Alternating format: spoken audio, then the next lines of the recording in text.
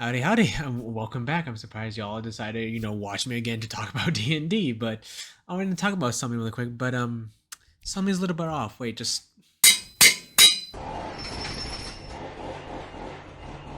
I have a green screen. A big old surprise. I know budget went up, so I finally decided to quit my job and go full time with a YouTuber. That is a lie because if I do that, I'll be living in the box by the end of the video. So, howdy, howdy.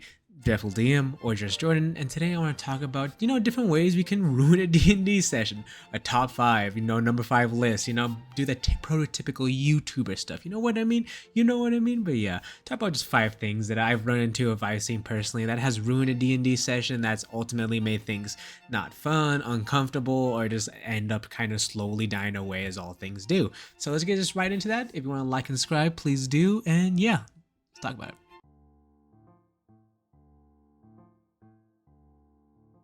So let's talk about this first one. This is something I've mentioned so many different times in my videos, and it's being overly edgy, being the edge lord, why are you so serious, that whole thing.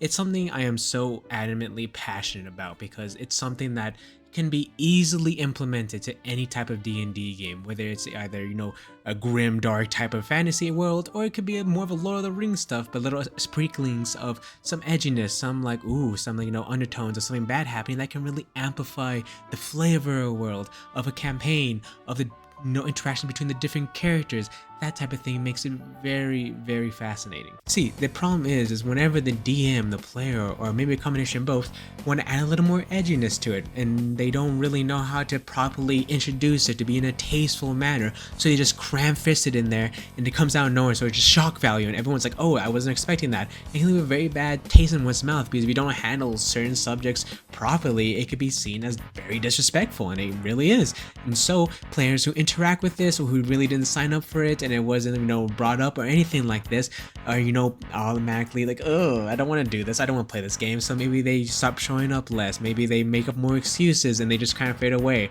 And slowly but surely, this whole group that got together that was really excited for this campaign, for this Lord of the Rings basically ripoff, all of a sudden it's like, oh, everyone's just being assaulted. Hey, that's not what I signed up for, I'll talk to you later, and just fade out into existence. And that's not fun, that's not exciting. No one wants that to happen. Everyone wants to have a good time with the friends that everyone's agreed upon, and once those stipulations changes because you just want to be really edgy or really, aren't I so different, everything falls apart. And that's why I just don't like edge being so cram-fisted and everything. There's a proper way to do it, and there's a good way to do it, but no, nobody wants to do that. No one wants to put in the time. So D&D is filled with different types of players, different type of roles people want to fill. Sometimes someone wants to focus more on the role playing. Sometimes people want to focus more on the combat and doing, crunching the numbers and stuff like that. And that's completely fine. We play D&D for different reasons, and we get what we want from D&D for different reasons. But the problem is, sometimes you have a player who just watched Critical Role, who just watched Dimension 20, and picked out all the parts that weren't really important to a D&D game, but they just saw the funny interactions, saw the role-playing moments, like, I want to do that, but didn't really take anything else in that made those situations, made those moments really good. So they just enter this D&D game with the idea of just, oh, I'm gonna act, I'm gonna roleplay, and just treat this D&D world has their own little stage play. So when you ask them to do something, they're like, oh yeah, they have to constantly looking back at their nose, they're constantly looking at something else, or they're not really paying attention to the game, they're looking at their phone and the TikTok reels because they can't have an attention span longer than 5 seconds if nothing doesn't include them. Yes, but the performative D&D player, someone who just wants to show up and be the spotlight, someone who wants to be like, I say this, and doesn't really align with the character, but they just want to do something that always involves them, so they put themselves in situations or put themselves in front of someone else when it's like someone else's moment, but it's like, no, I could do this instead, and starts talking over people, saying it's all about me, the main character syndrome, whatever you want to call it. That person that takes this D&D game, this collaborative storytelling game, is like, oh, well, actually, the spotlight's on me permanently because my mommy told me I was a special little boy. This is the player that automatically can just ruin a campaign off the bat. Someone who just the spotlight hog, someone who just wants to make it all about them, that turns off everybody else. From someone like, I could have done that better, I could have done this, or I want to have my moment of being cool, but no, it's all about me. And this is something that everyone's have to deal with. Sometimes the player can be rehabilitated, and we have times where we have friends like you put them off to the side like, hey man, you gotta calm down with it, and they can be receptive. Other times they're just so narrow-minded and so hell-bent on having their moments, having their perfect D&D moment that they forget that to get to that point, it's a collaborative storytelling game. So you have to work together to have a good shiny moment where everyone feels triumphant. Excuse the flub there, but you know, just a moment like that. And if that doesn't really happen, where they have a come to Jesus moment and then all of a sudden everyone's like, I don't want to play this. I don't want to spend 4, 3, 6, 7, how many hours of your time just putting into this game where you just have to sit down, watch someone else play it. That's not fun. So this next D&D player that can ruin your campaign is something I touched upon a little bit earlier, and it's the player that doesn't pay attention during any interactions. It could be combat, it could be role-playing, it could be a monologue, a dialogue, it could be a situation that requires multiple people to pay attention because it's something really important towards the campaign, towards a certain character, a certain player, backstory that's really meaningful, that someone put time and effort into it, but the player is constantly on the phone, is constantly looking at the laptop, not paying attention, you know, dozing off somewhere, and it's not giving the proper amount of attention and care that a D&D campaign should.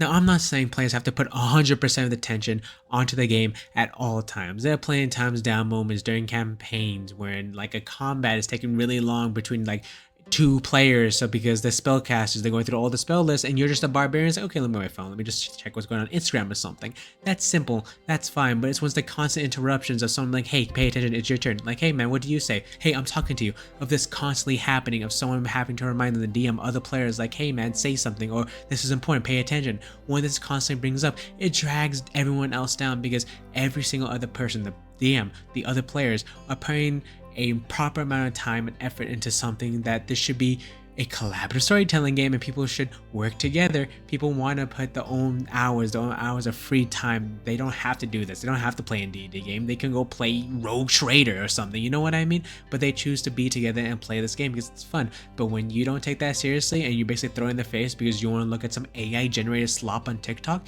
yeah, it kind of sucks and no one wants to play with you. So this kind of ruins it for yourself, because when you're constantly on TikTok not doing anything, you're gonna look up one of these days and the table's gonna be empty and everyone's gonna be gone having a fun time.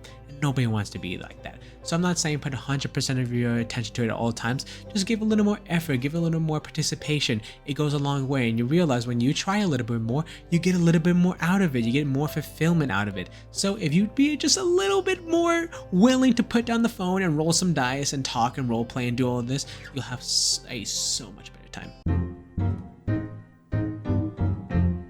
So this next type of D&D player that can ruin a campaign is a DM mostly. It's essentially someone who looks at these creature stat blocks, they look at these mechanics, they look at these rules, something that's been time tested by many generations of players prior, something that's, you know, set in stone that helps streamline the game so it's not constant bickering or 1,000 different house rules for how a game is played, and they look at all these things and make sure that they wipe it with their. So you have this DM take these time tested rules that have been streamlined to make things much more easier for the players so they can focus on the role playing, focus on the combat, the interactions, the stuff that makes D&D fun, and they want to get into the semantics of everything, or they make their own systems and make things so bogged down and so complicated that it ruins the campaign for everyone. Because who wants to learn 14 different new systems, 14 different new things that have to track alongside the regular D&D stuff? No one wants to do that. That's too encumbering for some players. It's like, hey man, this is just something you can do for relax, put a couple hours to it in a week and just want to enjoy it. But when I have to take the SAT again to try and play this game, no thanks, I'm leaving. And it's really difficult. It's not fun at all. But I understand that sometimes you want to make something that's a little more stylized or personalized for your table, so you add some of your own house rules. Add a classic one like making a health potion, take a bonus action, or something else that's more akin to your style of play, something like that. So the rule of cool is a popular one or stuff. Something that's more small, it doesn't change the whole fabric of the game because you want to think you're better than everyone else, so you tear everything down to the studs like I can make a better system. Let's not get ahead of ourselves, let's not get full of ourselves. We're not these D&D designers that spent multiple years of one's life trying to make a game that literally anyone can play. Let's calm it down, let's pump the brakes, and let's just enjoy the game we have. Let's not thinking we're better than we really are, and just enjoy the story and focus on making a good story instead of trying to make a whole new system. Let's get that down before you try anything else. So this last concept is not really a particular player or DM, it's more of the idea of not understanding what playgroup you're in. As a DM, you should tell people like, hey, this is my playstyle. I like more combat, I like it to be more realistic. Other one be like, hey, I like roleplay, I like more rule of cool. And as a player, you need to hear these type of things and be like, hey, this type of player, this type of DM really aligns with my type of playstyle. Let me go with them. Or if you don't pay attention, they're like, oh yeah, I'll show up for whatever. And if you really like role playing and not being taken too seriously, but you enter a campaign where it's like a dungeon crawl that's very realistic, that's not gonna be fun for you. So you might be more tempted to look at your phone more often, not pay so much, to be like, oh, I can skip this session, that doesn't really matter. This, that, you know, with these different type of ideas that I talked about earlier, this can really show up, invite them to really be present at your table, and that's not a good thing. Yeah, don't invite these problems to you. Be more upfront, be more open with your players. Be like, hey, I really want you guys to be paying attention because a lot of things be thrown at you sometimes when you're playing like a noir, a detective thing. Like, please pay attention to like the clues and all this. You be more upfront. It's like, hey, this is really just a dungeon crawl, but this be more like, you know, grindy. So, you know, have fun. Don't take it too seriously. Relax. We'll just be here to roll some dice and have a good time. Set the expectations early. Talk to your players and be like, hey, this is what I would expect. Or be a player and realize like, hey, this is not really what I'm wanting for. I'm sorry, this is not really what I signed up for. Not really want to get out of D&D. Thank you for the opportunity, and head out. Let's be, you know, honest with each other. If your friends are really into it, but you don't really like the way they play, don't force yourself to go because you feel like, oh, that might be left out, but it's going to come out worse for everyone because you're not having a good time and you might do stuff that might rub them the wrong way. And that rolls into a whole nother set of issues and nobody wants that. So just be honest with yourself, be true to yourself, understand what you want, and tell people openly what you want in your campaigns.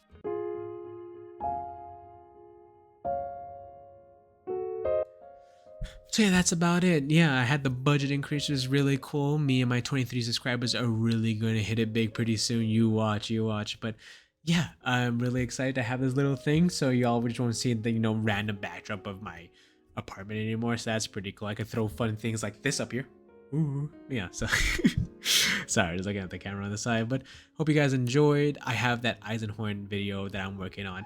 It's going to be a little bit longer. It's going to be really excited to make it. Hopefully it comes out good. It might take a 2-3 weeks more, so I have a little more shorter videos and the long side to hold my, you know, hold it off. Try to have like a video a week essentially. So, but yeah, that's besides the point. That's more future stuff. But yeah, hope you guys enjoyed it. I hope you all, you know, took a walk. It's good for yourself mentally, emotionally, and physically. And yeah, I will talk to y'all later. Have a good rest of your night.